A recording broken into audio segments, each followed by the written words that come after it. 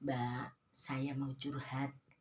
Begini Mbak, kenapa setiap saya periksa baik di puskesmas maupun di rumah sakit selalu berulang-ulang ditanyakan nama dan alamat saya. Pertama ya Mbak, ambil antrian, terus saya nanti di pendaftaran ditanya nama dan alamat, itu pasti ya. Setelah itu ditimbang atau ditensi itu pasti ditanya nama lagi. Setelah itu masuk ke ruangan dokter, ditanya lagi sama dokternya, juga mungkin perawatnya itu yang ada di situ ya, tanya nama dan alamat juga. Setelah diperiksa, saya apa ke bagian pendaftaran itu ya. Ini kalau di rumah sakit kan mesti saya pakai inden. Nah, itu juga ditanya lagi mau mendaftarkan ulang itu toh. Pasti ditanya alamat, nama alamat juga. Kemudian saya ke apoteknya mau ngambil obat, ditanya lagi nama dan alamat. Begitu itu kenapa ya, Mbak ya? Oh iya, jadi gini, kenapa sih kalau kita pergi ke fasilitas kesehatan, misal rumah sakit ataupun puskesmas, kita selalu ditanya tentang nama dan alamat, bahkan berulang kali.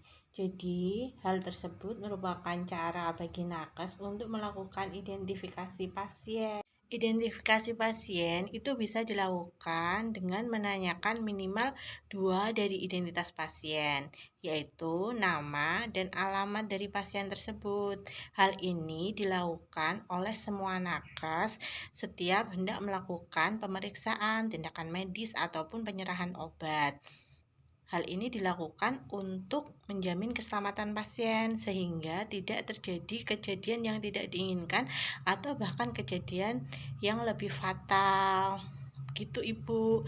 Jadi, untuk teman-teman ibu-ibu, eyang-eyang saat pergi ke fasilitas kesehatan ketika ditanya nama ataupun alamat, jangan bosan-bosan ya, bantu kami. Oh, gitu ya, Mbak ya.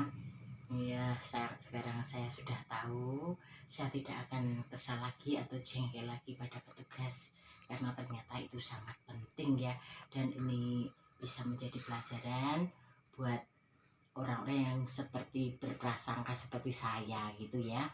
Nah, ini saya juga punya pengalaman sedikit Mbak yang bisa diambil contoh atau diperhatikan untuk orang-orang yang namanya pasaran sehingga banyak namanya yang kembar itu Mbak ya. Nama saya Surati, rumah saya di Jalan Palem, RT 5 RW 8. Terus ada lagi juga Surati, itu di Jalan Mangga. RT-nya saya kurang tahu. Nah, itu ketika waktu periksa kebetulan bersama gitu, Surati yang Jalan Palem dipanggil-panggil, saya nggak datang, saya nggak maju ke depan gitu loh. Nah, yang maju Surati yang di Jalan Mangga. Nah, tapi ketika dipanggil Surati yang Jalan Mangga, saya yang maju. Akhirnya petugasnya ya sedikit marah sama saya, bukan marah tapi sedikit jengkel ya. Nanti Bu kalau dipanggil gitu. Nah, terus ternyata itu yang dipanggil memang benar nama saya.